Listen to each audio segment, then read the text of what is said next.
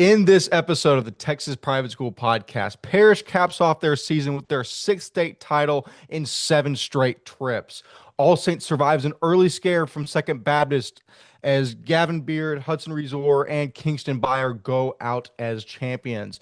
Lubbock Christian, behind the efforts of Jace Jackson, take down the perennial title favorites in Dallas Christian, and the coin leads me astray as Dallas First Baptist puts away the Eagles of Brazos Christian behind three touchdowns from Lincoln Schleif. All this and more in the state recap of the Texas Private School Podcast.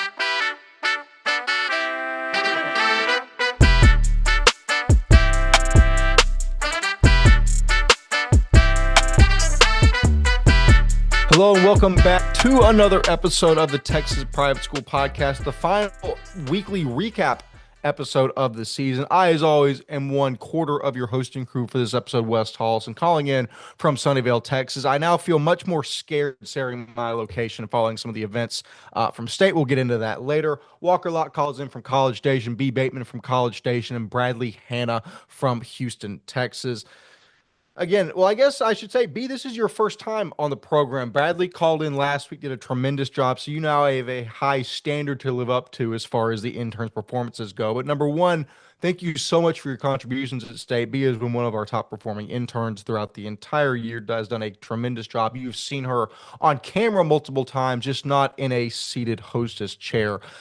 For an episode. So, B, number one, thank you for your efforts at state. Ton of great content there. Number one, how have you been? Number two, your thoughts on what was an incredibly exciting weekend of TAPPS football. I've been great. Thanks for asking. You know what? It was an exciting weekend.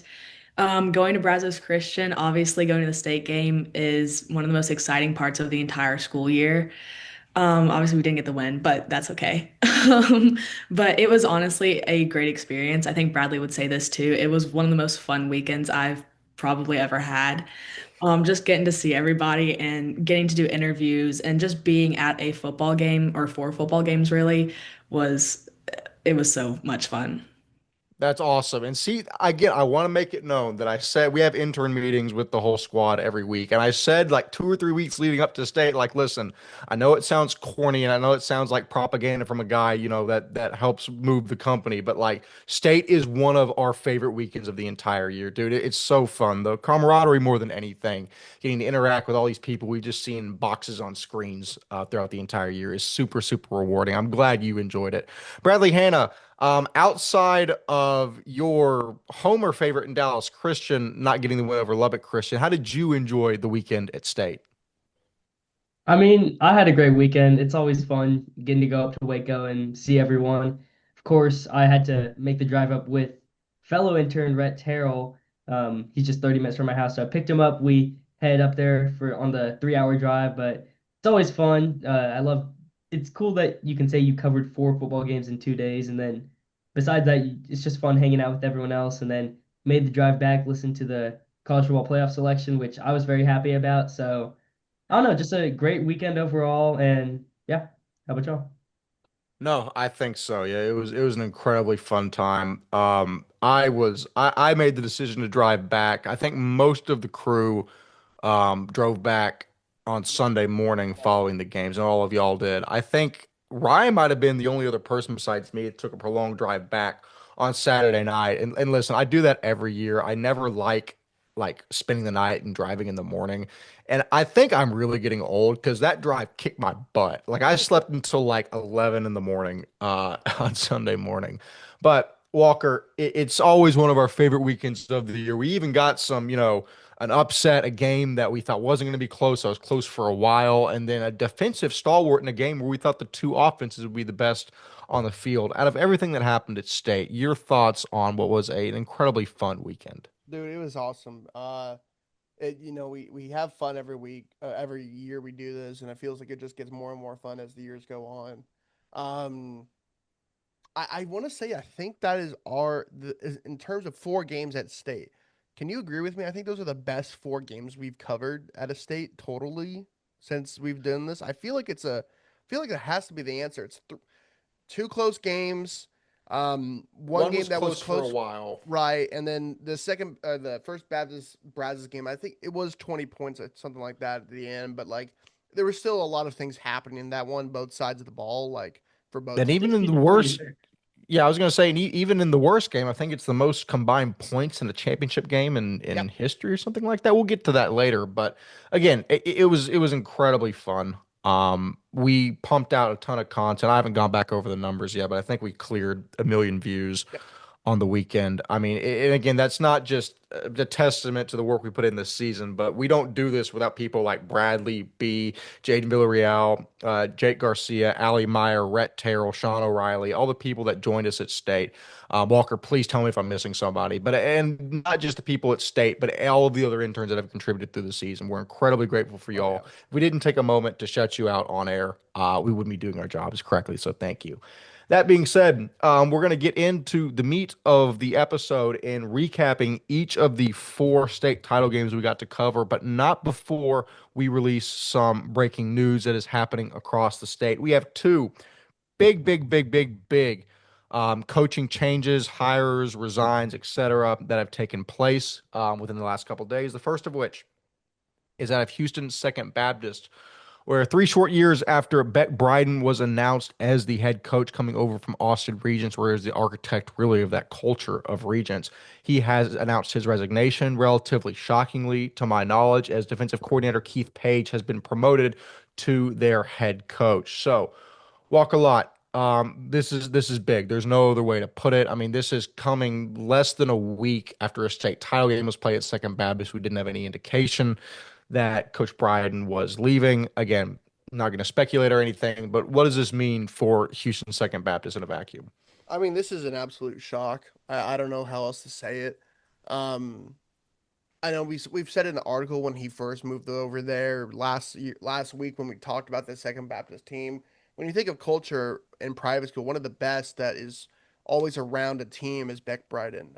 What he did at Regents, he established the Regents power when he literally started the football program at that school from 6 man on, moving over there, and I mean, he went 26 and 15, 11 and 3 in district, two straight TAPPS D2 state title appearances and one semifinal appearance. I mean, there's not many coaches that like a better resume than that in 3 seasons.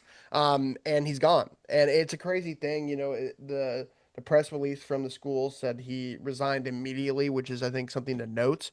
You don't usually see that without something going on behind the scenes, and that's interesting to watch. But we won't speculate more than that. Um, I think it's said in there that Keith Page has been around the Second Baptist School for a very long time, so it's a welcome face, a familiar face, and I think he'd do a heck of a job. DC, you saw their defense last week against All Saints. Hold them pretty well in the first half and do some special things. So I think as hires go, I think it'll be a fine one. But the story is really him leaving. I mean, this is kind of a shock. He's one of the best to do it. I mean, you can talk. He might not be on the Mount Rushmore of Texas private school coaches right now, but he is. He's close up there. He's in the top 15 for sure. He is one of the best to do it, and it's a shock. I don't know where he'll end up. We're monitoring this. This literally announced this morning. It's a crazy thing, but um, I mean, I have a lot of respect for Beck Bryden and how he handles his football teams. If you told me how this season started, we'll talk about it later in this Second Baptist team. But this season started crazy and ended up going, what it was, 7-8 straight to make a state title game. I mean, that's insane, and that's a testament to him and his coaching staff. So I don't know where he'll end up. I don't know if he'll end up back in private school if he coaches again, but he's a great dude. Always appreciative of what he's done for us at Second Baptist. It was always a welcome, always welcome with open arms when we went out down there, and it was always a good thing. So great dude. Thank you for everything, and excited to see how that ends up. And Definitely like, so. Bradley, Hanna, cut to you just because you share a district with Second Baptist. I want to know your inside thoughts on this regarding the shakeup of a culture at a school that has been a dominant force in that division for a long time. yeah, having to watch the Second Baptist team since Bryden got there has been scary, I'll say. I mean, they win state, or they don't win state. They win the district his first year. They go 5-0 in district. Then his second year, they have a surprising second place in district because Fort Bend kind of came out of nowhere. They go 4-1. And then this year in a down year at the beginning, but they still end up making the state championship. Like, I mean, that kind of shows something, like the level of adversity and like grit that this Second Baptist team has had under Beck Bryden. So it's definitely a surprise, especially since this second team has been very successful under his coaching. So, and only just 3 years. Like that's the big thing. I think I kind of expected Coach Bryden to be there a little longer and definitely like get this second team their title because I don't, what was it? They haven't had it since like 99. So I don't know. I was surprised for sure, especially because I get to see Second Baptist play every single year coming from Fort Bend. Yeah, it is. It's definitely a spot when we saw this announced that you're like, okay, this is at least a decade long move. And again, you never know the pieces that are moving behind the scenes, but I really don't think this is anything due to on-field performance. Obviously, it's not since he resigned. But again, all that being said, it's going to be really interesting. I know Keith Page is highly regarded around the Second Baptist program. I'm sure they're in good hands there. And again, it's Second Baptist. The likelihood that they fall apart under any circumstance is relatively low in the near future. But we're going to move into the second piece of coaching news that is big and that Walker is going to have a very, very fun time speaking to. Jeff Dixon is retiring at Southwest Christian. And that means former Alito athletic director and head coach Steve Wood is now being hired as the new head coach. Walker Lott, 21 total years at Alito, contributed to 11 state championships, and also served as the head coach from 2014 to 2019. He amassed a record of 75-4. You think of Titletown, you think of Steve Wood. This is very, very big, and we see a lot of coaches basically go from the public school ranks to the private school ranks as a quote unquote retirement job. Um, I don't even care if I don't think it's a retirement job for Steve Wood. Even if it is, it's one of the biggest splashes we've seen in coaching news in recent memory. What does this mean for Southwest Christian? Yeah, I mean, you took a lot of my information. Good job, and kind of made Oh, me had to think through this. But it's a slam dunk hire. Um, like you said, when there's two routes usually private school ADs go for their head coach. They either go the up and coming young coordinator or head coach that has a lot of hype and things around them, and then kind of works up their ranks to the head coaching job, and has a bright future ahead of them and brings energy into a program, or they go to the retired public school coach route that comes over, brings some pedigree and experience to a program that's kind of already maybe established and just needs some like discipline to get them back to the top, right? And they went the second route, and man, I don't know if you could do a better job than that. When you think of Alito, you think of Titletown. Coach Wood has been there forever too. When you think Coach Buck Coach Buck's the football field is named after Coach Buck. The athletic complex is named after Coach Wood. These are the two guys who built Titletown to where it's now called Titletown, right? 11 state championships. And I was speaking from a guy from Fort Worth. Alito was 16 miles down the road from SES. I did the math on that because it's a guy who knows Southwest Fort Worth, West Fort Worth, right? I mean, half the families from SES, not half, but a good amount of them probably live in Alito city limits. Like it's a culture that he'll be familiar with, people that he'll be familiar with. Um, I think it's a slam dunk. SES, since Flowers stepped down from head coach and went to more of an administrative role when they went back to back in 2021 on state semifinal appearances, they kind of needed to get just changed. The record was bad, three straight first round playoff exits by I think a score of 159-9. Not great at all. So they needed some energy. They needed a guy who knows how to win, and there's not a better winner in the Fort Worth area, greater Fort Worth area, and honestly, Texas high school football history than Coach Wood.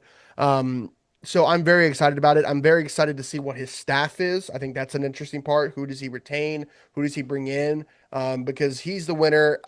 He's not going to be a guy who's going to be there for 15, 20 years, right? But he'll be there for the next 5 to 10. And how does that correlate? And how does he build a program and get guys to the next era of SES football? Um, I think it's a slam dunk, man. This is a guy who knows this area, knows the city of Fort Worth really well, and being real, it's something to note is that All Saints and them at Alito have had many transfers over the years, right? They've when a starting quarterback at Alito happens, probably the backups at All Saints. This happens all the time over the years, right? Hamphay, Gavin Beard, Hoss Haney, et cetera, et cetera, et cetera, right? It goes back and forth a lot of times. That same thing with Gavin Beard, starters there. He's now at Alita. It's now at All Saints, right? So, um, if I was a coach coming from Alito, I'd want to beat All Saints, which I think is the best thing about it, right? Am I going to think that they're going to turn around in 1 year and beat All Saints by 40? No. But I'm excited with the guy that has the mentality of like, I want to beat the top dog because Alito and All Saints are not unfamiliar with each other. And I think that's a pretty cool thing. So I think it's a slam dunk hire. I'm excited about his coaching staff. He has some pieces to build around with some senior classes. His quarterback comes back. Slade Evans, the running back, comes back, and you have two talented freshmen, Crosby Pipes and Malcolm Anderson, to build around going into their sophomore years next year. I don't see a negative to it. We've always complained, and me especially, about how do you not give the young private school offensive coordinators a chance to go get head coaching jobs, and this would be a perfect one to do it. But when you go the other route, you can't do better than this guy, and I'm very excited about that. So I'll get off my SES bandwagon. Fly Eagles fly. You cannot hide that. I cannot hide that Eagle pride in the people from there. We'll get that reference. So There we go. very, very excited. Yeah, and again, I'm not going to speak long on it because you couldn't detail it better than that. I'm incredibly interested to see if there's a recruiting war that ensues because, like you mentioned, Alito is kind of All Saints territory right now, and at the time being, a lot of that All Saints recruiting pitch is, hey, if you want to come play college football, you're going to All Saints. It's going to take more than just like one or two stabs at it to uproot something that's deeply established in that district. And then you think, this is a district where a bunch of these teams looked a lot better this year. I know they SCS beat Faith, but Faith added pieces. Fort Worth Christian obviously got better. TCS is TBCS, and then All Yeah. Saints. And then Midland Christian's obviously there too. I say all that to say is this is the district of doom in TAPPS Division Two. It's not a situation where there are some districts in the land where I think you add a head coach, immediately everything's all right. It's going to be interesting. I think this is a great first step. I want to see if you get rid of the wing T and maybe add a more modern offense, for lack of a better term. I know I sound like somebody that's young and ignorant saying that, but I think that is kind of a step to get No, moving yeah. into 2025. No, But we need to. I think when the seasons, the 2020 and the 2021, when we had a great running back and great quarterback in Tyson Flowers at the time, and we had a good defense, it was awesome. It was great because we had the offensive lineman to back it up. But as you've seen over the years, if you didn't have Trey Mosley this year, I don't even know what this offense looks like this year. And so I like Slade Evans, and you have a star running back returning next year, but you need to shift it up. If you spread the ball out a little bit, have Slade Evans not have seven in the box to run against, could be interesting. It could be something special this year. So I would love for them to modernize the offense. I think that also plays into the role of like, you have a head coach that is a glorified winner in every sense of the word, right? And that attracts a lot of prospective athletes and prospective families to come into a place that their head coach knows how to win.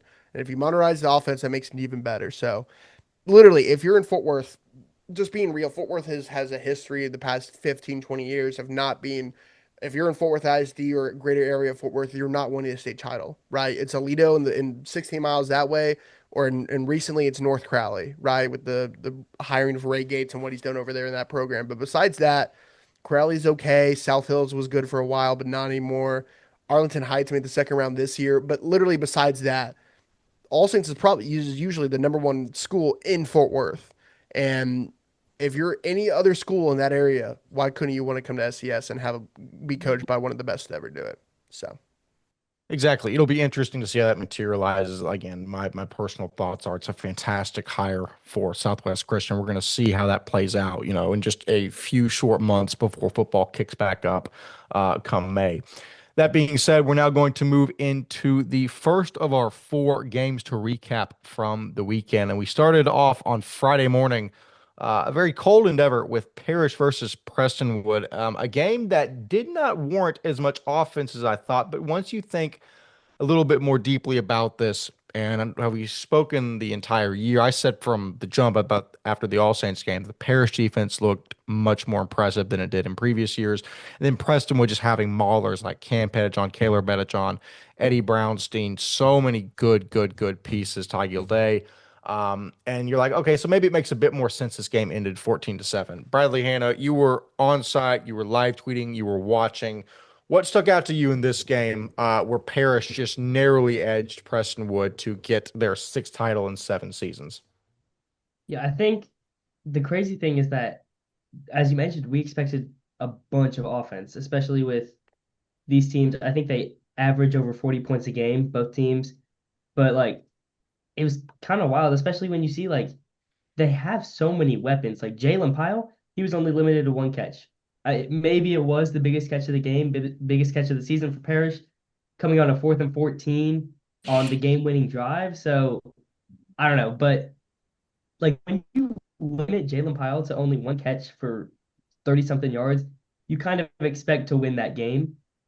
But Parish made it hard for them. Honestly, I was really impressed with Parish's defense, which is what surprised me most. Of course, the Pettijohns were making plays for Prestonwood, but I think the biggest story has to go down to Parish's defense. Of course, that game-winning interception, then the pass breakup at the end. It was just an all-out performance from both sides defensively, but ultimately Parish runs away with it.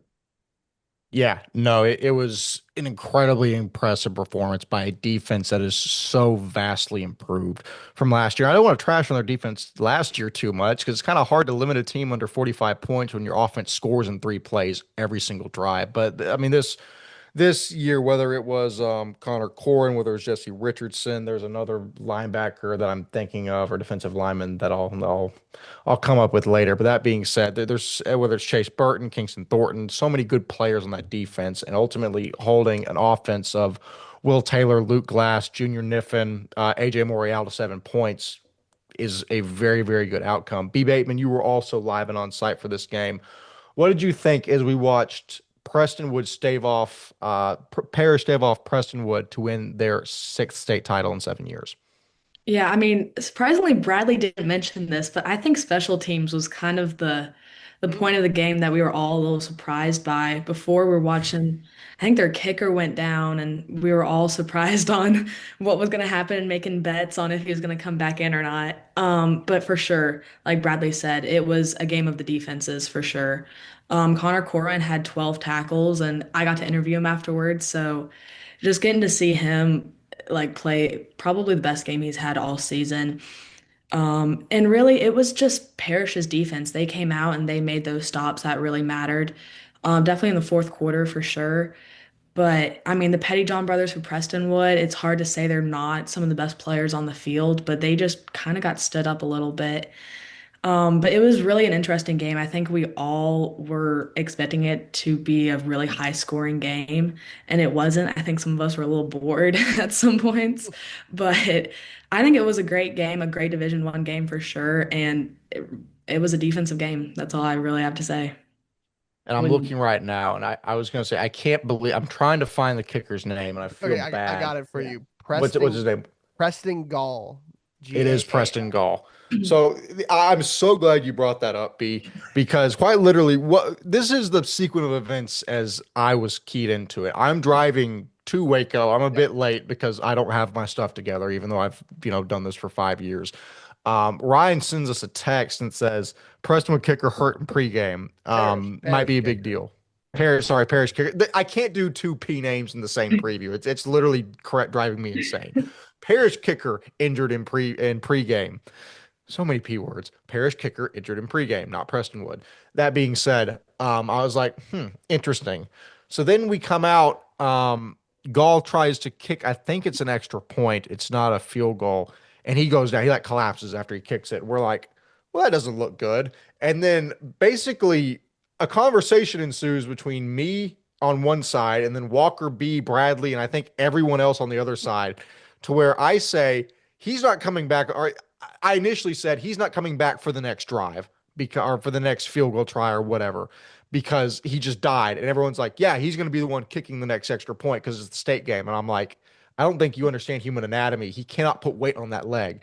That being said, he did not come back for the next extra point or field goal until the end of the game. I think they missed the one on the ensuing drive actually. Yeah. And then we get to the end of the game. Parish scores after Prestonwood ties it up 7-7. Parish scores and make it 13-7 after that drive that had the Lucero to Pile connection, which was an insane play in its own right. And all of a sudden, Preston Gall comes trotting back on the field. Walker B and Bradley trying to take this as an opportunity to clown me. I say it wasn't part of the bet, but the more important thing was he's trotting out in the field. Gall goes up, kicks it, boots it through the upright, and immediately collapses back on the turf. And I'm like, that might be the most badass thing I've ever seen in my entire Yep. life. I didn't know a kicker could do anything that could be classified as badass, but that was awesome. It was an Yep. incredible moment from the weekend.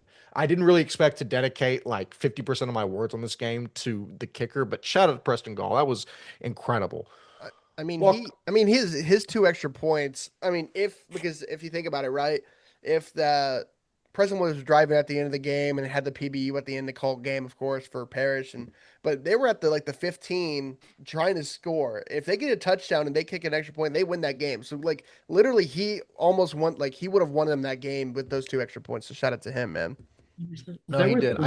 three missed kicks in that entire game. Like B said it was like big special teams game, but when you have three missed kicks in a D1 game, kind of just tells you something. I mean, we had backup kickers from both sides, I think.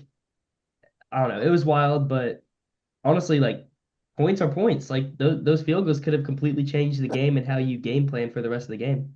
In a Yep. game that ends 14-7, yeah, you're absolutely right. Any point matters at that point in time. And it's interesting just because there wasn't like, I mean, the offensive production was low, but even Coach Novikov mentioned in his interview, this didn't feel like a game that was 14-7. Both No. teams were driving.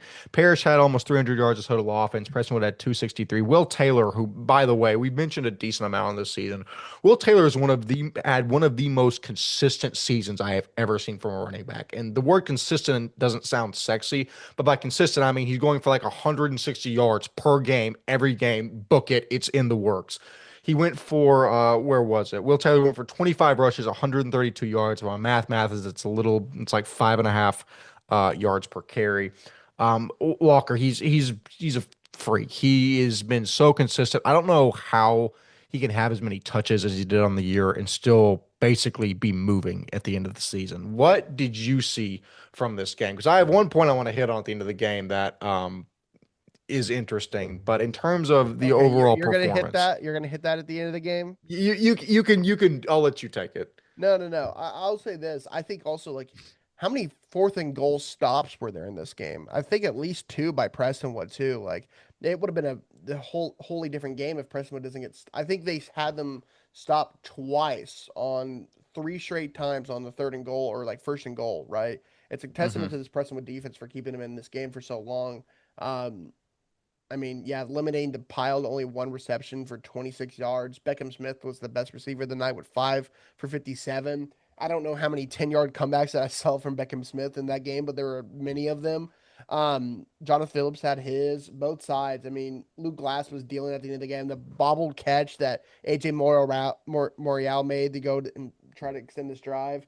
I mean, there were so many cool things in this game that, yes, overall, um, the scoreboard doesn't show electric stuff, but things happen in that game to sustain drives. The fourth down or third and long run by Logan Lucero at the end of the game to get the first down to extend the drive to go win the game. I mean that shows how good this kid's gonna be, man. He has the intangibles, the instincts of like look 1, 2, 3, nothing down there, find a lane and go. And the how he found the lane is sensational, man. And he's gonna be a heck of a player for the 3 more years. And I just they're lucky to have him and Jonathan Phillips coming back. That's something to know, and we'll talk about the future of both these teams in a second. But Wes, let's talk about the thing at the end of the game, which is a very interesting point. There was after looking, we heard reports, and we didn't really know at the beginning, but it was true. There was 12 men on the field for Parish at the end of that game, the last play of the game. If I remember correctly, Prestonwood was around on the Parish 20 with 3 seconds left, fourth down, trying to just make something happen down seven. Um, Kingston Thornton does it the drive before, gets the interception right. This drive, it's a Kingston Thornton PBU to seal it right on the last play of the game. But And by the way, the only reason that that Prestonwood's even in as good a position as they are is that whenever Parish punts the ball back to Prestonwood, I think it's Kingston Thornton that absolutely spears a dude on the punt cover. Like the ball doesn't even get to him, and I mean, he got his money's worth out of that hit. I don't even know if there is targeting in high school football. That was the textbook definition of it, but that's part of it. So Kingston Thornton is involved in basically three defining plays in three separate drives. Yeah. And yeah, the report is that 12 men on the field for Parish for that drive, but refs didn't catch it. They had one extra defender and they stopped the thing. Of course, I also want to say my point of view from this moment. I'm going to talk very carefully here because I feel like this might get somebody sent to my house. But basically, I'm on the sideline. Remember, I'm shooting pictures, and I don't realize this until after the game. And obviously, I'm not counting the people on the field because I'm trying to get my aperture, my ISO, and all that stuff right.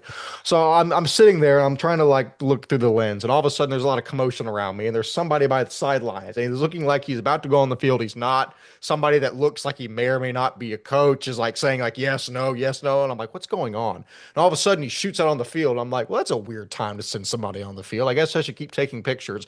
Turns out that was the decision that was made to send the 12th person onto the field. Allegedly. All this is alleged. I don't think I actually saw anything. Parish Episcopal, please keep people away from my residence. Corey Thomas's dad is already knocking on my door. That being said, at the end of the day, it was not the type of game that we expected to see, but it's a type of game that deeply established programs win. You got to shout out Coach Novikov from the beginning of the season, basically understanding that you don't need just one quarterback. I can run with two quarterbacks. Both of these guys are selfless. They have no ego. We're going to do very specific things with both of them that can do anything. And we saw Jonathan Phillips and Logan Lucero have the best tandem quarterback season I've seen since I've started covering the sport. You also have a shout out to Marcus Hanish, who had a fantastic year, and then the entirety of the Prestonwood or Parish defense. It was an incredibly fun game to watch. That also made me just realize that Cam Pettijohn is physically the most impressive prospect that I've covered, and he's an absolute monster. And holy crap, he's a junior. We're going to get one more year of him. All that being said, unless there's any overarching thoughts from this game, I'm going to move on into the D2 game. Walker Lott, you. Just looking to the future, it's going to be very exciting to see how both teams are. For Parish, you bring back Lucero, you bring back Phillips, but you lose your top three receivers, your starting running back, and a couple guys on defense as well, right? Drew Burton, Jesse Richardson. Jackson McKinney, the sophomore, is going to be a fantastic running back for them moving forward. Absolutely. I'm excited to see him being that RB1 next year. I think he's going to be awesome, but an offense that is just full of weapons usually at the receiver positions, they're losing all three. Right, we saw this with Liberty last year. You lose your starting receiver and running back. How does that work? Right, and I'm excited to see how that works next year. You know, they had Brace Binks come into the fold in the preseason, and then he left for Hanna. Maybe do you see him come back? I don't know, but it's going to be interesting to watch. And then on the flip side, for Prestonwood, I mean, you lose one of the Pettijohn brothers, Luke Glass, William Taylor is gone, AJ Morial. Junior Niffen is gone, but you bring some other guys back like Lineberger, Bixler, the other Pettijohn brother, right? And Cam comes back, who's going to be one of their best defensive players. You lose a lot of the offensive line, right? But you bring back Caden Smith, Abram Bengard, some others, right? So it's going to be interesting to see how both teams respond. How does the portal both kind to either of those teams? Bradley. I will say on that last drive, you kind of talked about it, how for the game-winning drive for Parish, Logan Lucero had a big third down run. I think it was like third 10 plus. But that entire drive kind of showed us what Parish is going to look like next year, I think. Even though you mentioned those receivers who are going to be moving on, like Beckham Smith, Jalen Pyle, but Lucero was just able to get the play every single time you needed it. He found the guy who was open. I don't think there was a single negative play on that entire drive because I remember I put it together and then we ended up posting it. Like Logan Lucero did everything that drive. He had that big third down run. He found Beckham Smith over the middle a couple times, Jalen Pyle on that fourth down, and then gave it to Phillips to punch it in. I mean, that's exactly what you want from your freshman QB.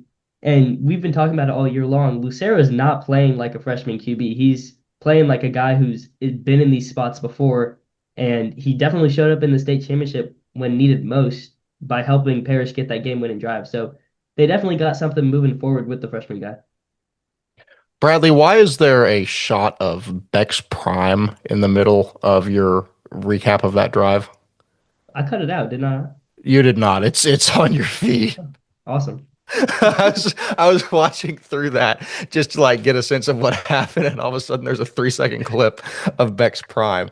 That's fantastic. Your interview with Jalen So Powell did very well, by the way. I want to shout you out on that. All that being said, Parish is going to be fine. Spoiler alert: they recruited at a very high level. It's funny to me. I can say that openly just because that's the world that we live in. And I think, by the way, I think all teams should be actively recruiting. But also, like you mentioned, the talent they bring back, whether it's Phillips, whether it's Lucero, whether it's Jackson McKinney, even though you got to replace all the receivers, a lot of the offensive line's gone. They're going to be all right. Prestonwood will as well. It's going to be another fun season in TAPPS Division One, but we're going to move down to TAPPS Division Two, where we saw All Saints best Second Baptist. It did not feel like this for a while. I mean, the game started off 10-0. We went into the half. 10-7 after a Gavin Beard to Hatton French receiving touchdown. But Bradley, what was your nerves level at half when it's 10-7? Because I don't know if that's the right question for you because you don't make picks on episode, but when it was 10-7 at the half, even especially after it was 10-0 to start, I could see a lot of Eagles in our comments section. I was like, this might destroy the reputability of the program. I think Walker, did Ryan crash out on this game and say it was going to be like 50-0? I don't remember if this was a game he freaked. Okay, yeah, he did. So yeah, that's I guaranteed a 28-point win. right. You did guarantee a 28-point win. God. So Bradley, we go into the half. It's 10-7. Cannon Tune is doing Cannon Tune things, but also it's just starting to heat up a little bit. What's your thought process at this point in time? I mean, this is kind of what I'm not gonna say this is what I expected, but I expected Second Baptist to kind of hang in there a little bit. I expected them to be down by a little at half, just because I know the level that the Second Baptist team plays at. And then I expected All Saints to kind of like gear it up in the second half and then kind of run away with things, which is what we saw inevitably. But I I don't know. I was surprised for sure. Didn't expect Second Baptist to be winning, but as you mentioned, Toon was doing Toon things, and he did that all game long. I went over to the Second Baptist sideline to go shoot a video, and Kelvin Baptiste had like a big TFL to force the 3-and-out, and he goes to dap me up because he knows me. I'm around Second Baptist all the time. Like we're chill. And then he's like, "Oh wait, you picked All Saints." And then he like swerves. And anyway, that was one of the funniest interactions that I had. Was the swerve before he dapped you up, or like before. mid? It was Oh, before. so mid dap, he like swerves you and he like Yeah. cloud. Okay, Oh, yeah. that's bad. That's awesome. Yeah.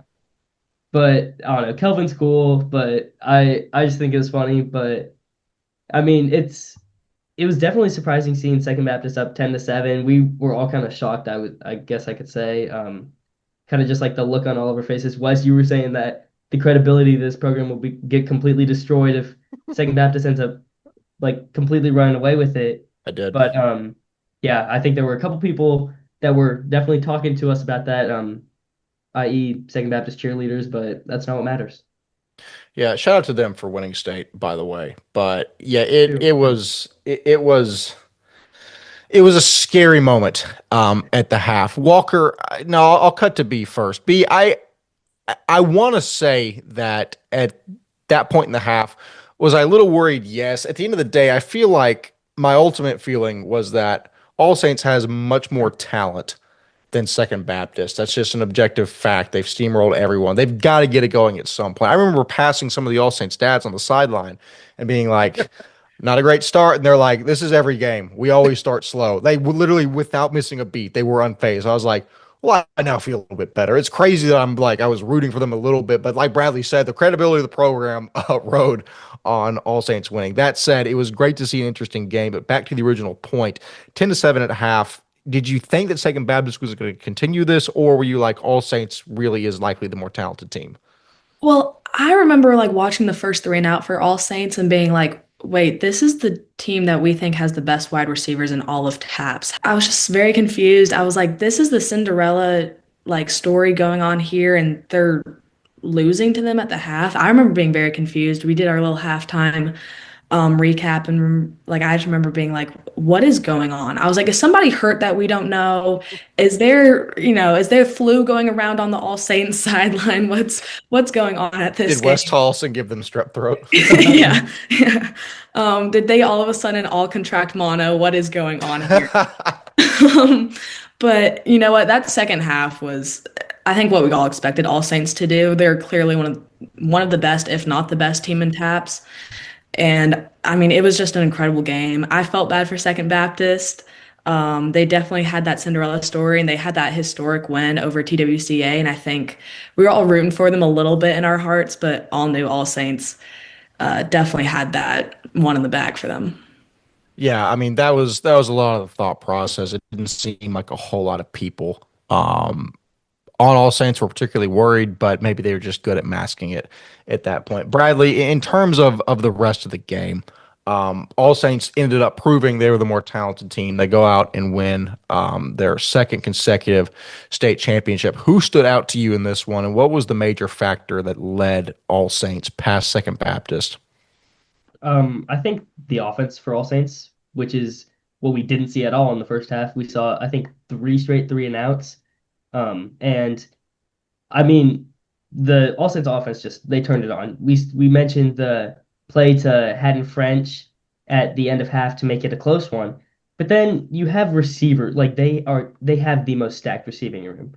We mentioned this multiple times. Gabe Starling, Reeser, French, like they have guys all around, and the big names make plays, and that's exactly what they did. Beard was able to do his thing, and he was able to sling the rock to his guys, and that's exactly what happened. But also, just like on the Second Baptist side, I think the big thing is what kind of ended this game was just they got banged up. I mean, we saw Cannon Toon take multiple shots. There was one drive, I think he got knocked down and stayed there every single play.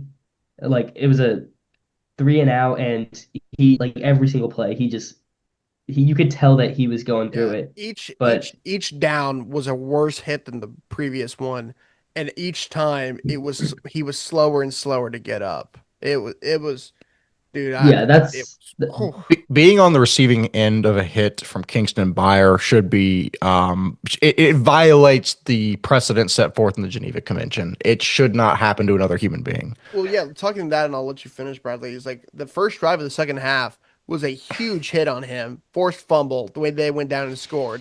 The next drive was for the three straight hits. Like it was yeah. back to back to back, where they just set the tone that second half and said, "Sorry, buddy, you're gonna get hit the rest of this game." And it was a result. Man, I didn't know. It was to the in like the fourth quarter. I was getting scared. I was like, it might be malpractice to get him back out on that field because it was that bad. And I Yeah. do want to say briefly before you continue, it is perpetually insane to me that as good as this All Saints offense is, the best in the state, no weakness. The defense is just as good, whether it's Yeah. Kingston Byers, Cade Colson, Gatlinger Hard, Jet Thomas, whether it's Donovan Hollis, Keon Atkins, literally just the names flow. There is no weakness on this entire team, which was why it was so shocking that it was close at the beginning. Continue. I mean, that's kind of the story of the night in the second half. Second Baptist got banged up early, and then All Saints kind of ran away with it. But also, I was next to Walker whenever that like three straight hits to Tune happened, and we were saying, I wonder if they put Casey Dunn in. He's played some this season with Tune getting injured twice, and then Dunn played linebacker the rest of the game too. But like we were saying, I wonder if they put him in and just sit Tune out for at least one drive, and he didn't do that. That just like shows the type of guy he is, the type of player he is. He has that like grit mentality, and he's going to fight through everything to play in his last game as a Second Baptist Eagle. But then, like the All Saints offense, just as I mentioned, they just kind of ran away with it. You look at Gavin Beard; he had four passing touchdowns, 299 yards, and he only had five incompletions. Like this All Saints offense, they were dealing. Browse had over 100 yards. Reeser with three touchdowns. French had a good game. Starling had a good, all over. Like this team is loaded, and because they have these guys on offense and as you mentioned on defense, they're gonna make plays, and that's what that's what happened. They ended up winning this game big.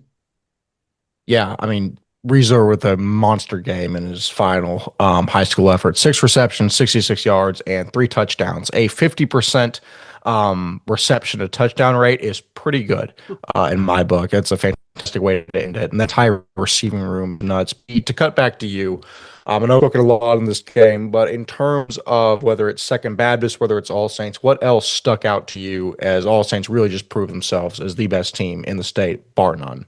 I mean, I feel like we're not talking about Will Newhouse. I mean, he had the clip that we got on ESPN's top 10. I mean, this might have been the best game for him all season. He came out and absolutely dominated. I remember there was one point, I think I was standing on the All Saints sideline and he made a tackle and like audibly hearing people on the sideline being like, "Oh, like that's bad." I mean, he had an all-star game, truly. Kanan Toon, y'all already talked about it. I remember I was actually standing on the Second Baptist sideline. He gets hit, rolls his ankle, stands up, walks off, gets it double taped, and walks back on. And I was just like, yeah, this kid is insane. But he had a great game. I think All Saints really is just the better team. They had the better talent, and at the end of the day, they came to the second half and was ready to dominate, and that is what they did. Whether it was defense or offense, I think both sides of the ball was insane. It was a really fun second half. I really enjoyed watching it. And really, I mean, I think I said it earlier. I think we were all rooting for Second Baptist, Cinderella story. I think they started 1-6, but All Saints, they just have the better talent, and that's all I really have to say there. That's You how it mentioned, goes.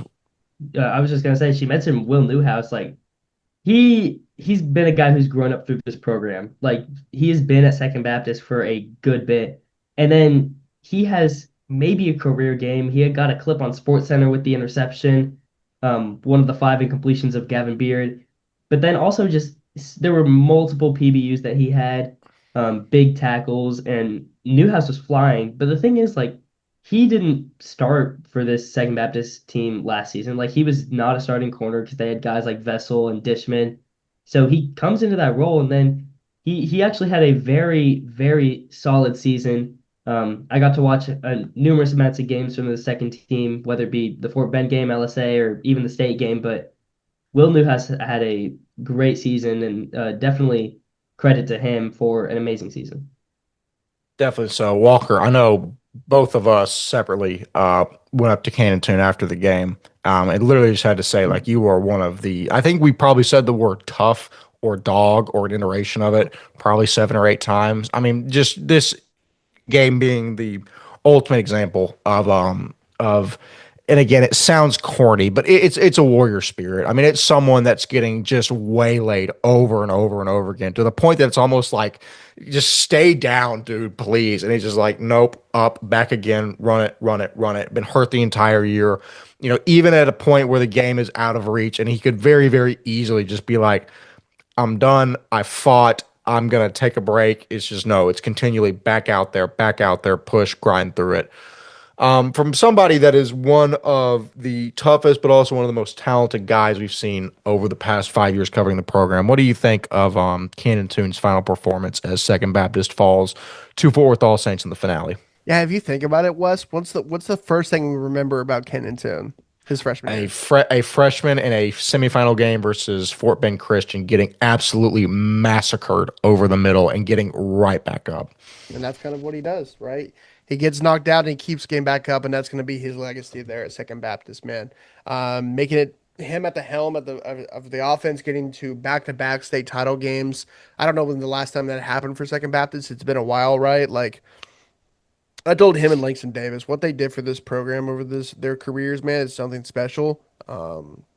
They're special players, man. They're gonna go play college ball in multiple places, and I mean, Langston Davis already has a couple offers. I think he might be committed somewhere, so I won't say too much about that. For Cannon Tune, I don't know how a Division FCS coach or that type of level D2 high D2 doesn't see Cannon Tune and say I want that guy on my football team. I think that's a testament to him, what he brings to the table. Offense, quarter, like receiver, quarterback. I know he plays safety. Whatever you want him to do on the football field, he's going to be a dang good football player, and he'll give you his all. And that's what he's done for this program. I hope the Second Baptist community looks kindly on those guys for the next couple years and for a decade and remembers like, hey, remember when Cantoon almost died for the eagle on our helmet? Like, and I like we've said it multiple times this season. I don't know why he's playing. I don't know like, but it's just a testament to the heart of this kid. And being able to cover this guy for so many years and knowing the family and knowing him, he's a heck of a dude, and I'm excited to see him in his futures. Him with Langston Davis and the Jones brothers. That senior class is exciting things, man. And I think Casey Dunn's going to be a heck of a player for them next year. I think he'll take the reins and he'll do them proud. But they're going to lose a special talent tune, and I just wanted to mention that. We mentioned kind of most of the game, so I'll look to the future of this things. Just like wrap it up here. I have no idea what Second Baptist looks like next year. Truly, with the loss of Beck Bryden, that's a shocker for sure. You lose Toon, you lose the Jones brothers, you lose Burnett, you lose Baptiste, you lose Davis, you lose Alan Thomas. Newhouse is a senior, right? You have all these guys you're losing.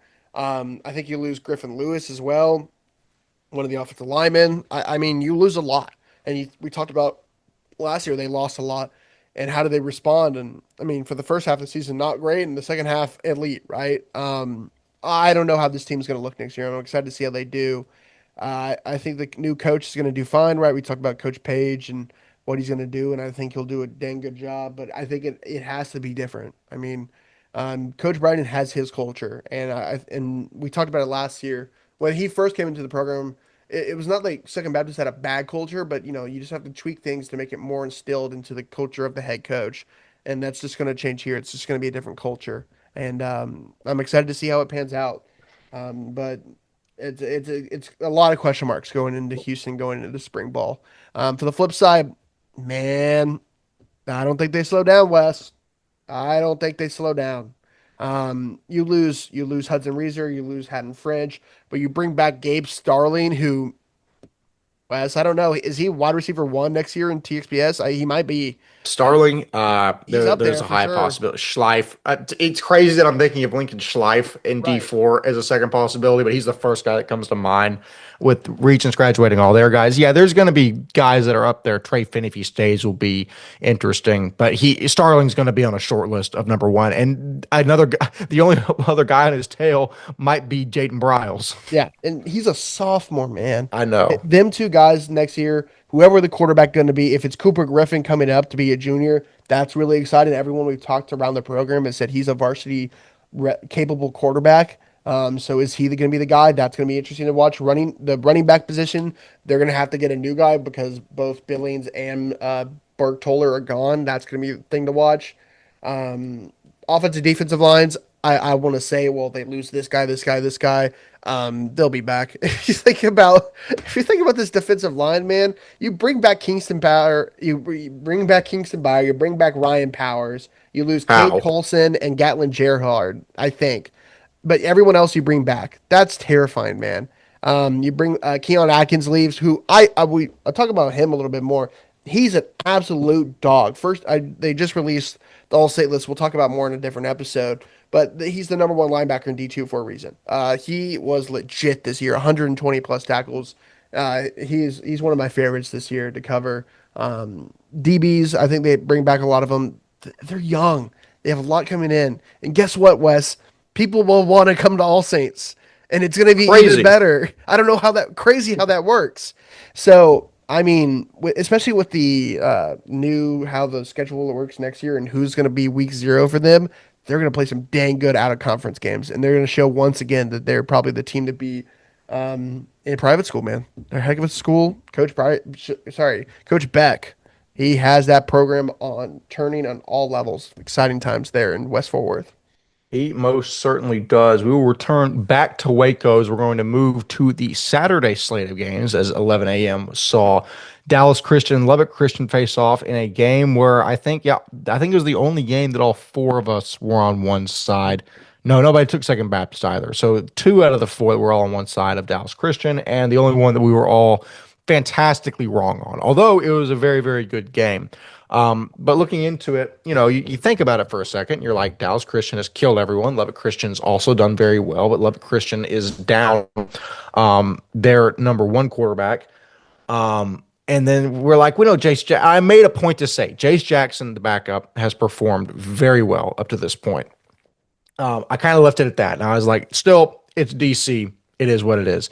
Jace Jackson proceeds to say, okay, the idiot on the screen might have said that and picked against us. I'm going to go out and rush for 126 yards, I think 3 touchdowns, and win the game 36-30.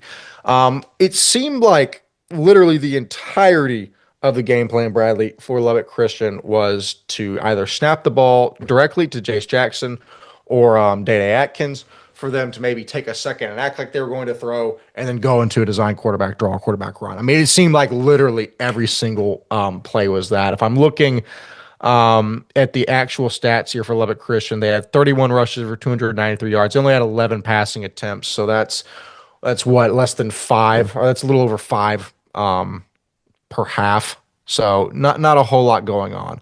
Bradley, Hanna, but it ended up being a fantastic contest. Looking at it from the beginning to the end, what did you come away with as Lubbock Christian overturns the dynasty in Dallas Christian? I think the big story was no one expected this. I mean, we all picked DC to win. I think the big reason is why, because Fleming was out. Like, we knew he wasn't going to play. But then you see Lubbock Christian beats Bernie Geneva in the semifinals 71-13. You have a score of 71-13 in the semifinals against a solid Bernie Geneva team. That's not like a laughingstock of a Bernie Geneva team. So, I mean, that just says something about this Lubbock team. But then also, they just have guys. Like, I mean, Keaton Lee made plays. You just talked about Jace Jackson had a career game. I mean, state championship, of course, but then 3 total touchdowns as well. And then Dede Atkins, his brother Kamal Atkins, all of the guys there just making plays. And then also on the defensive side, you got your big guy, Major Tucker, of course. I think it's just cool to see this Lubbock team go out with a victory, because there's a lot of guys in the senior class who deserve a state championship. And it's cool to see them kind of dethrone the champion of Dallas Christian, who has won it the past four years. Is that correct? 5, 4, yeah. Okay. 4. 5. There's a thumb there. There's Okay. a thumb folded in. Okay, 4. But I couldn't remember if it was 4 or 5. But just the fact that Dallas has won it 4 straight years, so you kind of wonder who's next. Like, does that kind of open it up for someone? Maybe a Holy Cross team. We saw them make state past couple years, but I think you just kind of wonder what's next for D3. I think Lubbock, they returned a bunch of guys, so they'll be interesting to look out for next year. I think they got a good shot at running it back, but honestly, it's going to be really interesting. And then, yeah, I don't know. I mean, DC's got a bunch of guys returning back too, so, and Mike Wheeler always has his stuff ready, so D3 is definitely going to be interesting next year.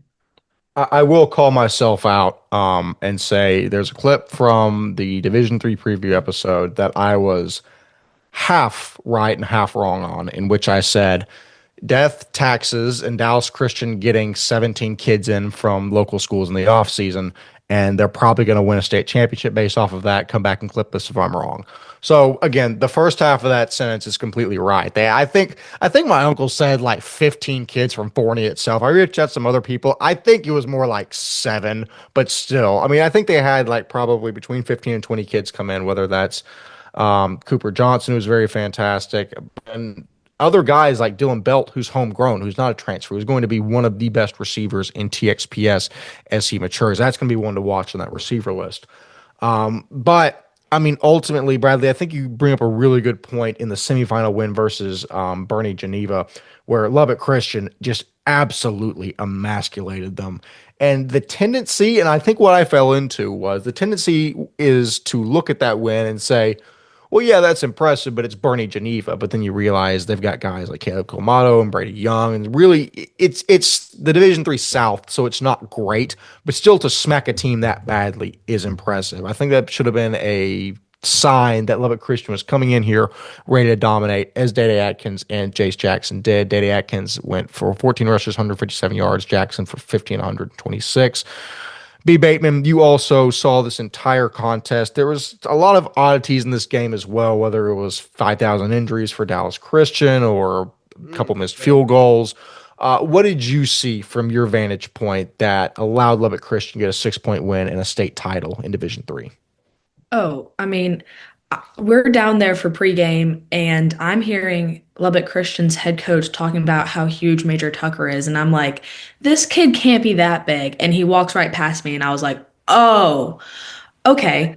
So I think that was just the start of it. I know all of y'all picked Dallas Christian, and I remember going into this game and being like, is this really gonna be a blowout like they're saying it is?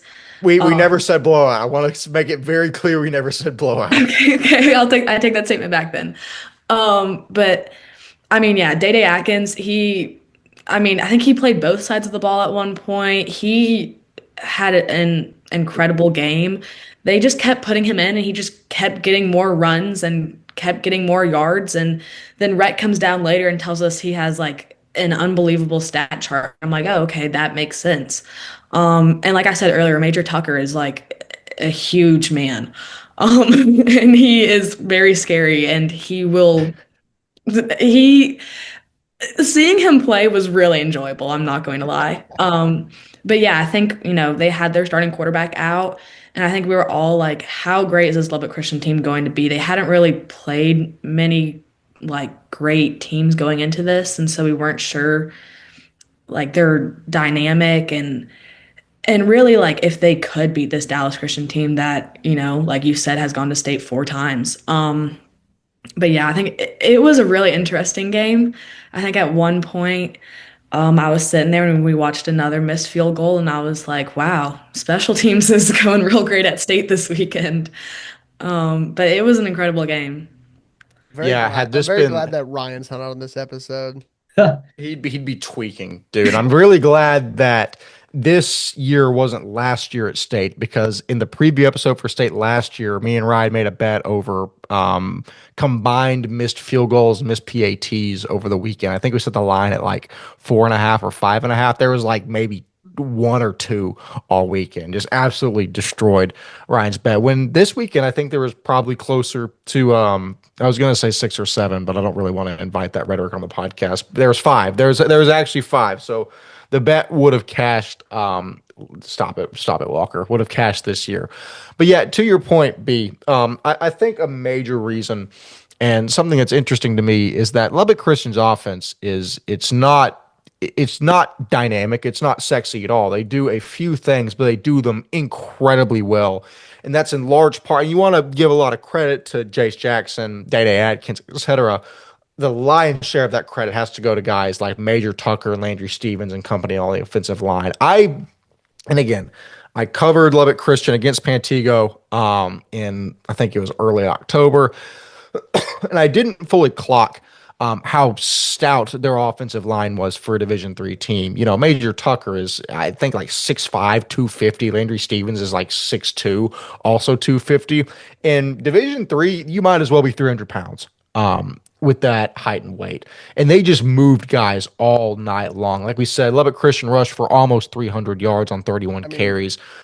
I was going to add on to that. How many times did you just see pull Stevens over the side and run QB draw right behind him? I mean, there were so many times. Half the 2 touchdowns, I think, by Jackson was literally QB draw behind Stevens, let him run down the sideline. It's a testament to that offensive line, man.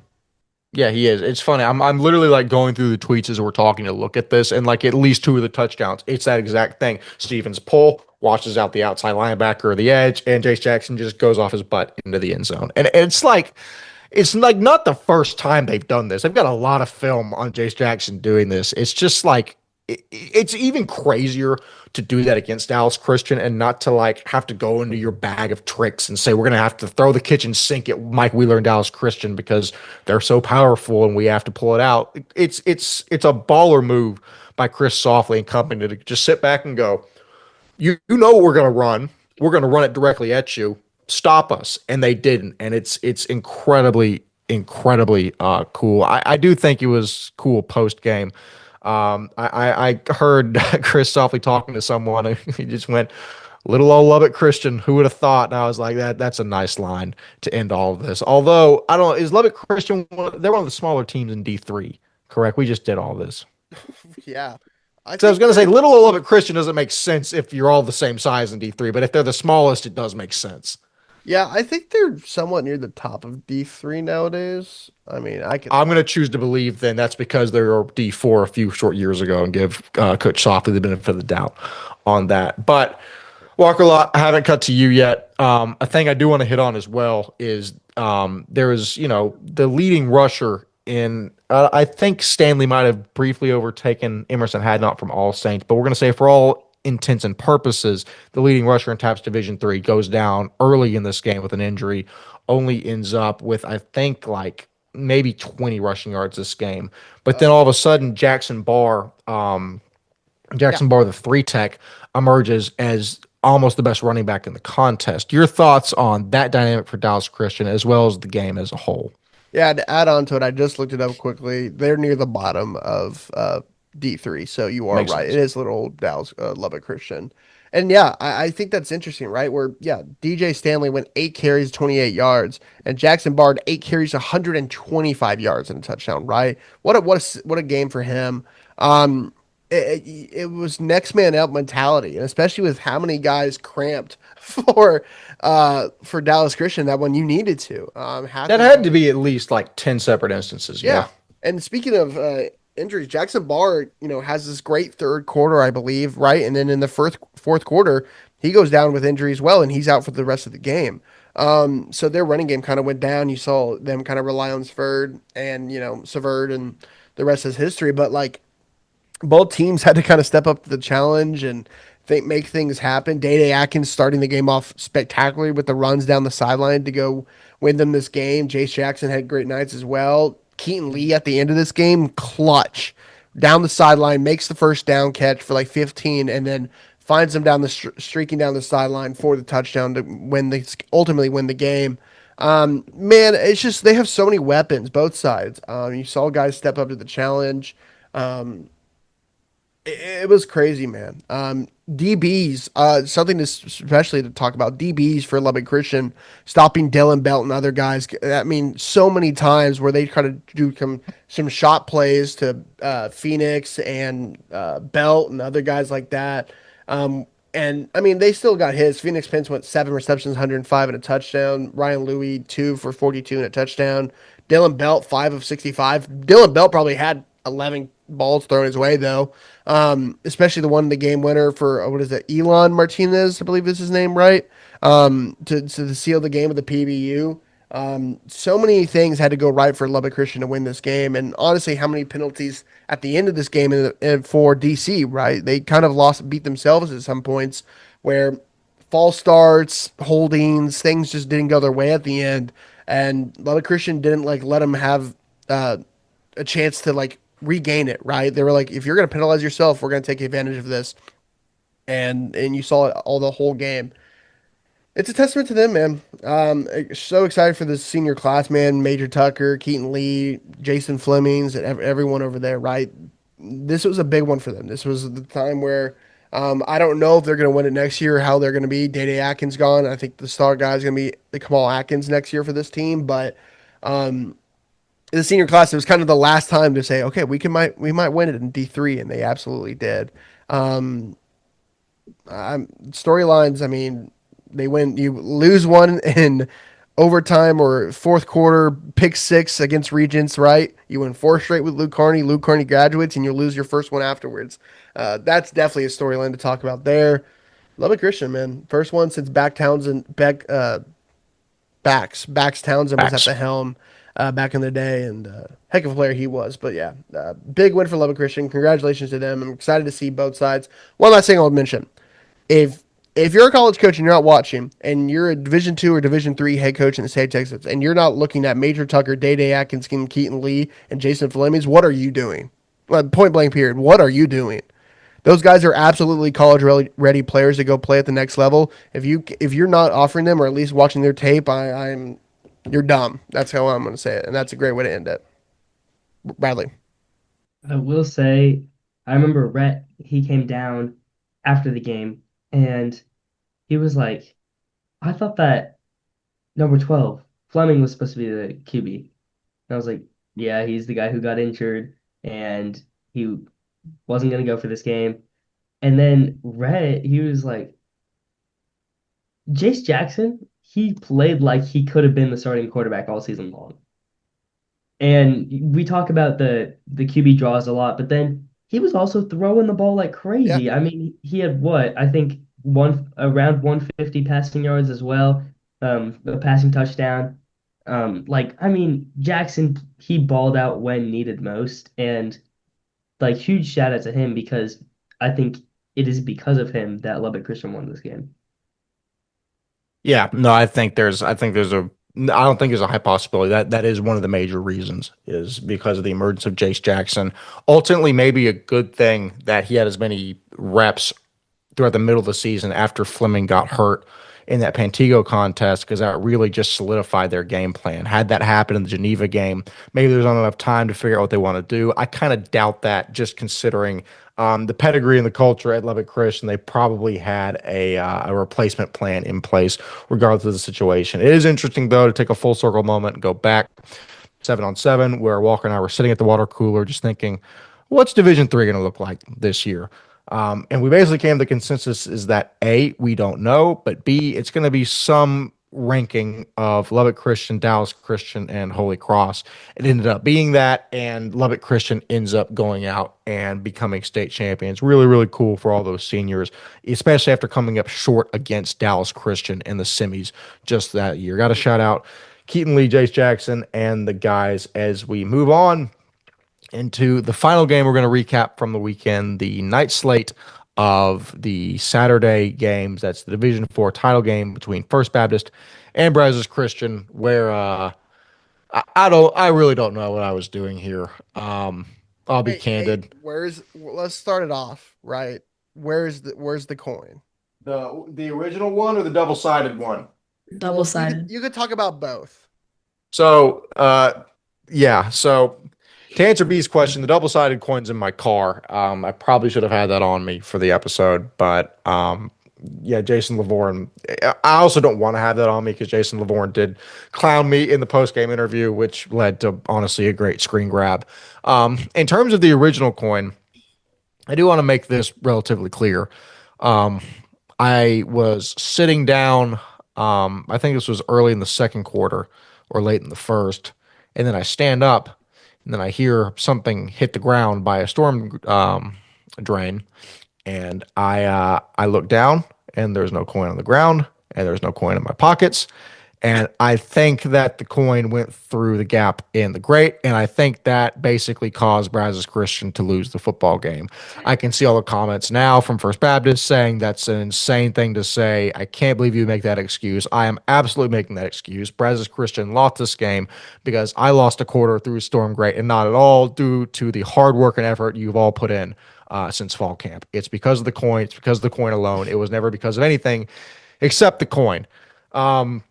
God, and that's only because of how badly I got lambasted in the post game. That being said, ultimately, we see basically Bradley what was the best team in TAPPS Division Four, and this dynasty, which I think has been the greatest collective team from 2023 until now in the history of TAPPS Division Four, in my opinion. You see Lincoln Schleif with 3 receptions for the 3 touchdowns, Dylan Jones 6 total touchdowns, Tucker Brown going off, Antonio Cobb with an insane interception in the first quarter. Literally just off the top of my head, so many players, so many plays.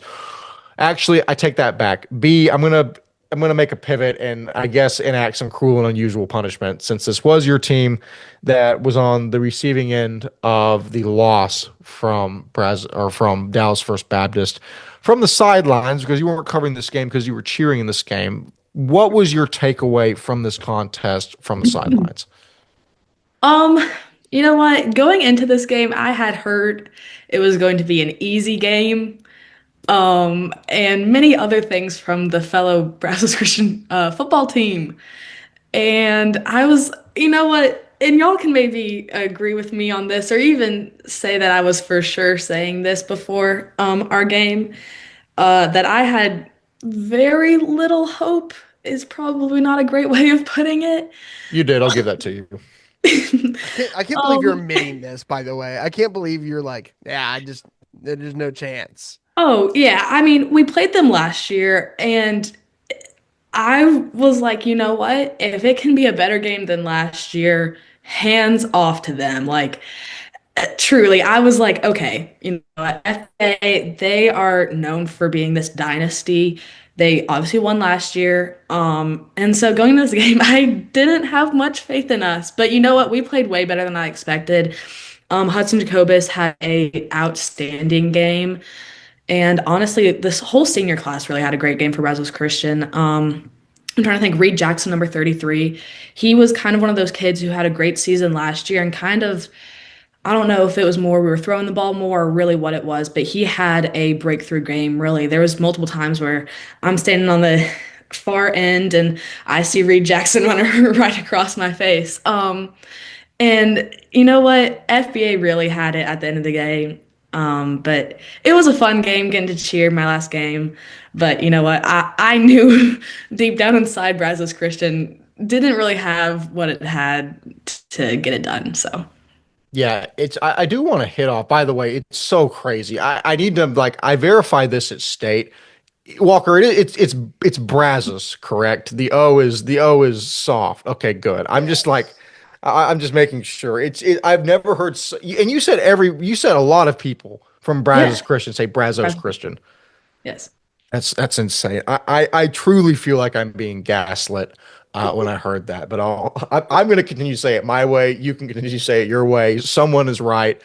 Someone might be wrong. I do want to go back to the first drive of the game, Bradley, where the game starts with a play I feel like I see at least once per game where there's a pass that's somewhat behind the line and then it's dropped, and then all of a sudden, I forget exactly who it was, and I Micah can Sacks. scroll. Micah Yeah, it was Sacks. Micah Sacks. Colton Duke dropped it, and then I just remember very vividly. Kind of the thing happens where it's dropped, and then some people instinctively kind of go for the ball, and then First Baptist is like, it's an incompletion. Sacks picks it up, and Sacks is like, I guess I should probably get us back to the official. And I see the entire Brazos Christian sideline going, run, go, run. And he just kind of looks around. He starts running. It's like it was the meme from The Incredibles where the baby Incredible. I don't know the kid's Jack name. Jack Jack? Jack. Yeah, Jack. We're Jack. I don't. Is it Jack? I think. He Yes. kind of starts Yeah. running, starts running faster, and that's what it looked like.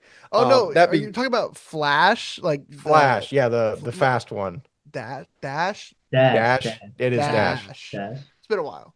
I feel less bad because usually I feel like these are moments where I get clowned for not knowing movies, but now that everyone doesn't really know, I feel better. Yeah. It felt like that scene is what Yeah. I'm trying to say, Bradley. That was an insane way to start a game, but ultimately, First Baptist comes back and overwhelms them with the amount of receivers and firepower that they have. What did you see from this contest?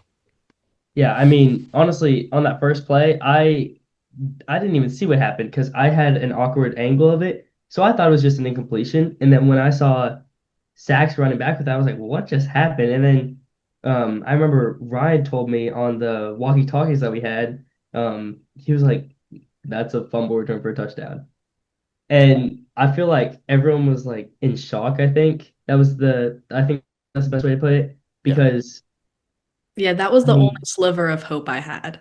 yeah, Well, I if mean, we're talking about it, the game started good for Brazos, right? yeah, 7-0. They go on the next drive. They get the stop, right? I think the punt or the first down or fourth down stop. You're like, okay, could get interesting, right? They come back on offense, and then First Baptist's defense kind of shut them down straight yeah, up. But you're like, okay, we'll be interested, right? Then the next drive, I think they had a 4-and-out or something like that. Again, you're like, okay, maybe Brazos Christian can hold the line for a while, and I don't know if their offense is going to hold, but their defense could maybe cause some chaos a little bit, make it close. And then I think it happened another cycle happened again, and that's when the scoring started happening with the Schleif touchdown. But I want to say to that Schleif touchdown, what is so crazy to me is he had his DB beat so badly that the ball from Jones is a little bit underthrown. Yeah. So Schleif has to turn around and kind of wait on it for half a second. He's got 4 yards on his defender, so it doesn't even matter. So he just grabs it immediately, just turns it back on and goes. Back to you, Bradley. I mean, yeah, you kind of said like once they got the scoring going, they didn't really stop. I mean, when you put up 62 points. You kind of have to have a game like that. But it was insane, and just like all the scoring that we saw, like we had trouble trying to find an offensive player of the game because there were so many offensive player of the games. I mean, Schleif, as you mentioned, had the 3 touchdowns, almost 200 yards. You have Colden Duca with a touchdown and 100 yards, and he's what, maybe the fourth receiver on that team. Like you have guys having crazy games in the state championship. Jones had total touchdowns, almost 500 scrimmage yards. But then again, that doesn't take anything away from this Brazos team. I mean, I said this in the post game, like they played a great game. And I will stand on that. I think Brazos played one of the best games that they could have. They were going like quote the Death Star. They were going against the Death Star in First Baptist, and I mean they played phenomenally. I will say a bunch of those touchdowns came in late time, but then also First Baptist had a couple come in garbage time also. So I mean, this is a game where Jacobus almost threw 40 times. Carson Ramsey had 2 touchdowns, 100 yards. Sachs had a touchdown, 100 yards. It was just a very offensive game, which is something that we didn't see much in the other games, I would say. So I feel like that was like kind of a sigh of relief, but just a phenomenal game from both sides. And First Baptist ends up taking it away. I think just because they had the bigger guys, they had the more talented players. Yeah, that's really the story of the game, I think. I mean, Yeah, from it was sorry for cutting you off. It was 14-14 with like 9 minutes left in the second. Like it was a Yeah. close game in the first half. I think something to mention there is the thing that kind of broke the straw on the camel's back to kind of let the flood happen for First Baptist was, you had the Tucker Brown forced fumble in the first quarter. That was kind of scary. The kickoff return where they somehow went to Tucker Brown's side and he went straight at him, forced the fumble, and they just didn't get the ball back to chance to take the lead. That's when it was like, okay, this might be over, because what Tucker Brown did the rest of that game, where he gets the forced fumble, goes down, scores, like it's what he does, man. And I think he if that guy if Camp Pugh didn't have like 4 sacks or whatever in the second half to kind of call game, Tucker Brown's their DPO TG. If defensive player of the game, yes. Um, yes. like he absolutely was dominant in that first half, and it kind of led to like, as after that the dam broke and First Baptist kind of went away with it. He Wes, also had a touchdown in the first half offensively. yeah, absolutely. Because why not? Yeah, him and Harden Brown are two guys that I feel like don't get as much shine as they should, just because there's perpetually guys like Elijah Kaysen and Mark Rayson and Lincoln Schleif and Antonio Cobb and George Anagostis, guys that are really, really talented. But if you've spent any time around First Baptist, I mean, both Tucker and Harden, since they've been freshmen, pretty much have contributed to the back end of that program. Now we're seeing them make more strides on offense, but I mean, both of them are just I fantastic I athletes. truly cannot believe that Tucker Brown's not a senior. No, Like I can't either. Like he it's, him and I and almost called him that in that rundown. oh, I think I did one of the time. Like George Ananasis and him coming back next year is terrifying. I think that's going to be a scary sign. We didn't talk about George enough really in this one. Every time, Wes, I watch him, I go, he's the best athlete, like pound for pound athlete that is on that field most of the time he plays, right? Wherever he is, if he's running the ball, how he ran the ball in this one too, where like it wasn't just like, carry the rock like this, put your head down and run for set 5 yards. It was like, no, I'm gonna make some guys miss and make some things happen. And I didn't see that the past couple of years. I think that's him developing as into a junior this year, and just like, I'm more athletic than most people on the field, right? And I mean, he's going to be our DPOY. He's going to be in the running for D4 MVP. And you saw in this one where he had 97 yards on the ground. How many tackles did he have in this one? He He had had nine nine tackles. tackles in a TFL Like and a sack. it's disgusting, man, what he's done on this football field. And he's a junior, and he's a guy who grown up in this program. And we talk a lot about the receivers that come in for First Baptist, with rightfully so. And but like guys like Dylan Jones, George, the Browns, like Micah Foster have grown up through this program, and it's just finally the result of all that the work in the middle school and the elementary school ranks finally are here and the dynasty is here, man. And yeah, I mean, it's such a cool thing to see guys come through the program since middle school and are reaping the what is it, the fruits of their labor, which is really really cool. No, I mean it is crazy. I know we give offensive and defensive MVPs for the state game, but if we had a total MVP, it's hard for me to imagine it's not George Anagostis. As you mentioned, 18 carries, 97 yards, 2 touchdowns. He casually has 2 receptions for 71 yards because why not? He's also got those 9 tackles, 1 tackle for loss, and a sack. I mean, I said this when I watched him play against Dallas Covenant earlier in the year.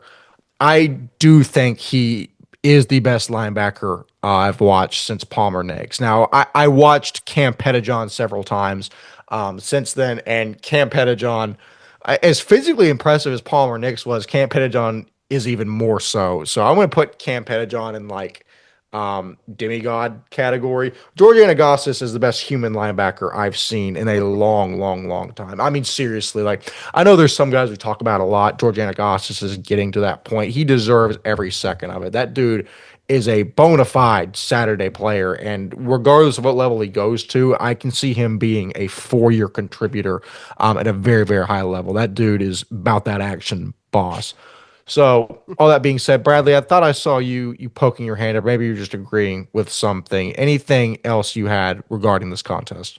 Well, I was going to just say George Anagostis, you mentioned the 2 receptions for 71 yards. That could be like 2 receptions for 100 yards and a touchdown, but one of them got called back for a taunting, but we had no idea. Yeah, quote unquote taunting, because we played back the footage so many times that we had no idea what it was. Um, So but I want to say briefly, and I don't want to cut you off, but it's from somebody that has taken headshots of George, spoken to him. I think I've tried to do an interview before. George barely speaks. yeah, Like taunting, he is the, and I say this and I mean it like it's not hyperbole. I know I exaggerate a lot. He is the last person on that field Yeah. that would get a taunting call. I don't think like he doesn't show emotion. Like I don't think I've ever seen him show emotion on a football field, dude. Like while I saw was he was running and he turned back, and I genuinely just think he wanted to see if there was anyone near him. And yeah. I think if that's anyone that had an inkling or knew an ounce of who George Anagostis was, doesn't throw that flag. I just remember the flag went up, and I just heard somebody on First Baptist go, "It's on George." That was kind of the I extent mean, of it. if you Walker look Lott. his 2 rushing touchdowns, he literally just went like this, and then it was like, Yeah. okay, I'm done now. Let's go to the sideline. Like you didn't even see him celebrate that regularly. Like it goes to the shows that point. But And just like That's the definition of someone who's made so many plays, offense and defense. He's like, I'm bored of this. I do this all the time. Here's the ball. Let me go sit on the bench for 2 minutes. I think Wes, you said during the game, he's like, I think after that touchdown or one of them, you're like, I think George just wants to go home. Like He's the work is done already. Like let's just go home. It's cold. like, I've done everything I need to do here. I want to go home and lift more weights. And just every single play, you see him like while he's going to the ground, just diving forward to get every ounce Yeah. of yardage that he can. Just an absolute dog for sure. And they're lucky to have him back for next season. But ultimately, like, I think this game is just. I mean, I mic'd up Coach Lavorne pregame, and I think that entire pregame like video that we have of him just goes to show the preparation and how First Baptist felt going into this game. Like he didn't seem nerved at all, felt very confident talking to all these guys, like you're gonna have an amazing game, you're gonna play great. Make sure that you just like ball out today. And the very first I think the very first thing that he said in that entire video was they call it a coin flip. And First Baptist, they showed you why it wasn't a coin flip, and they really just blew away this game. I would like to say I think Brazos Christian won the actual coin toss game. Did they So- actually? If that makes I West feel think, better. yeah, they did. They decided to receive. That's really, really good. To that point, I say we're in the entertainment business. Like I don't know what you want me to say. Like I'm not saying I didn't think Brazos Christian was going to win because genuinely, I talked myself into the fact that I thought it was close, which is why I did the coin flip bit. So I'm So not did I. going to give myself a cop out there. I will address now briefly what happened post game. Which shout out to Corey Thomas's dad, who's been very nice to me previously. Yeah. But the rundown of this is I'm doing post game, and like literally post game probably goes for about 20 minutes where we're waiting for the headshots, for them to take all the pictures, celebrate, and then like interviews and stuff. The entire 20-minute post game, I hear somebody screaming at me from the stands, Wes, I know you can hear me. Come over here. To which I was like, I can hear you. I'm going to take photos right now. I will probably end up over there at some point because this is going to make a really, really funny clip. I continue to do so. The screaming intensifies. I think eventually I stop hearing it, but I don't think it actually ever stops. I do my final interview, and I think I was going to go over there. I probably wasn't going to just because I was like, I'm tired. I have strep throat. I want to go home. Somebody comes out to midfield and basically grabs me and says, "You're wanted over here." And I'm like, am I being abducted in this moment? And I was like, Shout I out Red guess I Tail. have no choice. So I'm drug over to the First Baptist sideline. Corey Thomas's dad is, I want to say fake irate, but you honestly could drop the fake off of that. We go back and forth. He's like, "You went against us. You went against the Death Star." I said, "I named you the Death Star. I think I can exercise my free will." Honestly, it is fantastic content. Outside of him saying, "I know you live in Sunnyvale," which made me uncomfortable. It was honestly one of the better clips. Go watch that on our socials if you haven't already. All that being said, yeah, Bradley. But did you eat the humble pie? We missed that opportunity. We definitely were going to get pie on this episode, and I was going to eat it. I'm glad, and I actually also told him I would eat the humble pie on episode. So I have no literal pie in front of me. I will take this moment to say the pick was incorrect. It was never a coin flip. I know critically little about football. Here is your my admission of apology. I don't know. I'm saying words. Will at you this say point. that Ryan Schroeder knows better football than you? No, I cannot believe Lavorne did that again. That like I think that was partially just to piss me off even further, which he succeeded in. I genuinely that Lavorne has done more damage to this program than any other entity, including no context, because of that one right those four words he said to Ryan last year.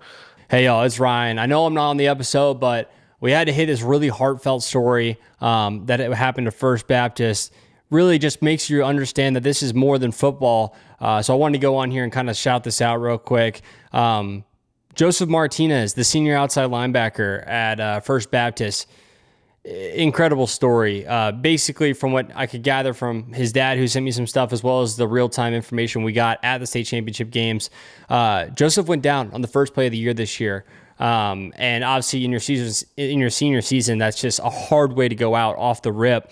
But there was actually a Dallas Morning News article about him last year where he basically was leading. He was leading the entire state of Texas in tackles in the first 3 or 4 games last year. Well, he ends up being the second leading tackler for First Baptist last year with 141 tackles in his junior season. He had 30 TFLs and finished with 9 sacks last year. Just an incredible season for Joseph heading into his senior season this year, ready for a breakout year, and he gets hurt on the first play of the season. Absolutely heartbreaking, but it ended in a storybook ending. As First Baptist is about to kneel down for the state championship game with about 2 minutes left, they're kind of running a few plays. We actually have the footage. I was shooting it, and we kind of got real information in real time that this was happening. And so you should be able to see the footage right now. But basically, Joseph, number 21, was actually able to come in and suit up 10 weeks after his injury. As you know, Coach Lavorne was like, "Hey, you're going to suit up, and if we win this thing, you're going to be kneeling it down." So they had the whole mantra, "Win it for Joseph," which obviously ended just exactly like they said. You'll see the clip. It's a heartfelt moment. Really just something that makes it bigger than football. And Coach Lavorne does a great job of that at his place. He teaches them the skills of not only how to play on the football field, but also like the life skills that you need and kind of recognizing the moments that are bigger. Just to harp on Joseph's, his tenure while at First Baptist. Freshman year, comes in, still gets, 23 solo tackles in 9 games, comes out his sophomore year with 11 TFLs, 38 total tackles with 82 total tackles his sophomore season. And then, his junior season was just an absolute star. Not the way his senior season should have gone, but all in all, the best ending that he could have had. Shout out Joseph Martinez. Shout out his dad for hooking me up with some of the information, and shout out First Baptist. Back to the episode. That being said, we've spoken a lot Yes, Walker. I want to wrap us up, and I wanted to say quickly that being able to know some of these Brazos Christian guys over the years, it's been awesome to cover them. Hudson Jacobus, especially, being a guy that was kind of the backup for a couple of years, figuring out where just go play something on the football team from safety to whatever, to finally being the guy this year. I mean, he's done exceptional work this year, and I'm excited to see. I've been excited, and it's been awesome to watch his journey up to this point.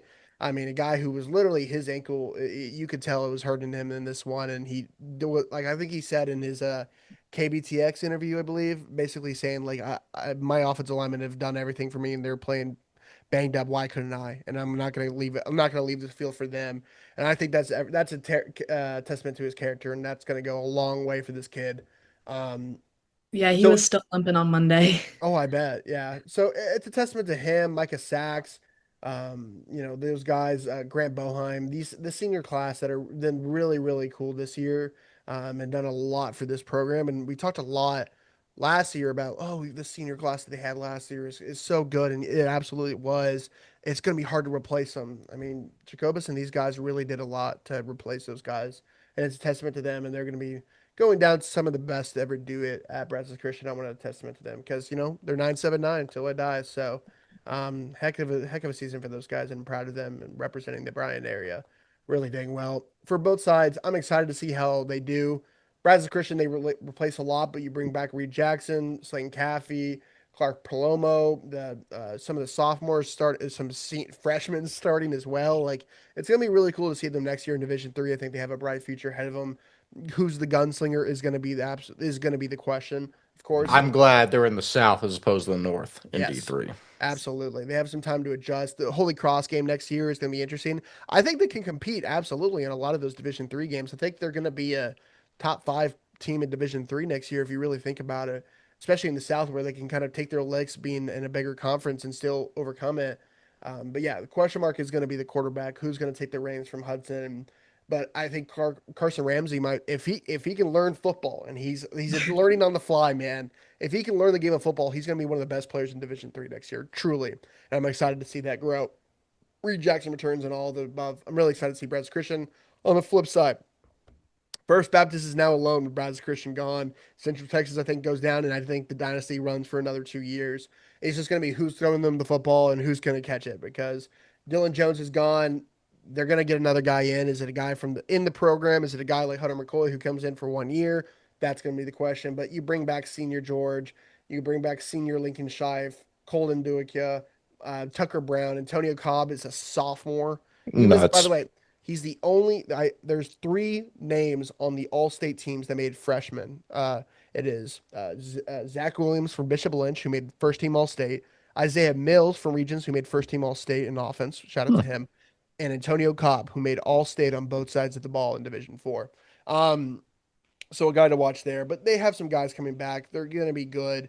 It's just who's going to be throwing them the football, and then who can make up guys like Micah Foster and guys like that. But the Death Star didn't get blown up this time. We're gonna have to go to the Battle of Endor in some time in the future and see who if they didn't even need to rebuild it, but can they destroy it again? Yeah, I'm done picking against First Baptist. I think I think by the way, they were also telling me that I know you picked who was it? It's one of the coaches, like the rage bait. Is that what you're trying to say about No, that? no. So they were saying, yeah, you did that to rage bait us so that we would ultimately win. I really didn't do that, but I mean, I did it to kind of rage bait them for content, but I didn't really do it for them to win. But no, I forget. Corey's dad was saying, I think it was in 2023. Yeah, it was 23 when they played Lubbock Christian. He was like, "You picked against us then too." I checked the tape. I picked first. We both picked First Baptist in that game. I was sitting in the room in there. It's me and you. Ryan was on his hiatus. I picked First Baptist. Yeah. I remember that. That being said, this is probably the last time I pick against First Baptist. An incredible team.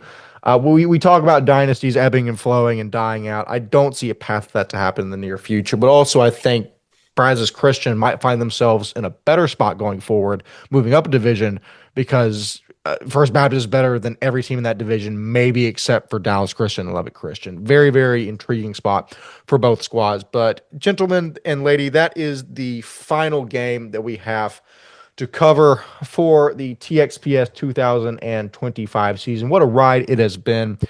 We said this in our long gushy post on Twitter, but I cannot express enough gratitude to everyone that watches this week in and week out. You know, for all of you that come up constantly and say, we are so grateful for what you do, for shining a light. We are more so grateful for you, because if there's no one viewing this program or coming up to us at those games, there's nobody making all of this stuff. So I want to say thank you to the community. I want to say thank you again to all of the interns, B, Bradley, Jake, Sean, Rhett, everyone that joined us at State, including Jake Schroeder. Can I list out our interns? Yes, list all of our interns by name, please. Addison Harper, Austin Evans, B. Bateman, Bradley Hanna, Brilliant Calendar, Creighton Seegers, Daniel Gonzalez, Dax Morgan, Jacob Garcia, Jaden Villarreal. He's not an intern, but he counts anyways. He's in the group me.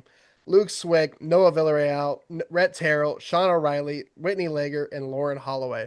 Shout out to all of them for a great year. It's been awesome to have them a part of the team, and especially the people like you were just mentioning when I rudely interrupted, the people that went to stay with us that really helped us this year, and I'm really grateful for all of them. Wes. Absolutely. Like I said on the top, the amount of content we push out is probably a quarter of what it is if we don't have the help that we do.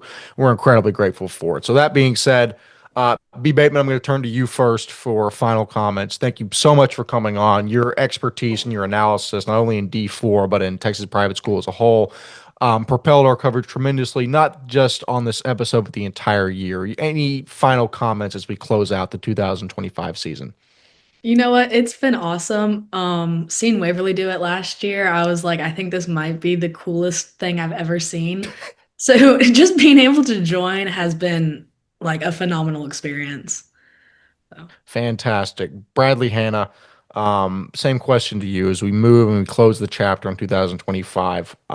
Your thoughts on the season?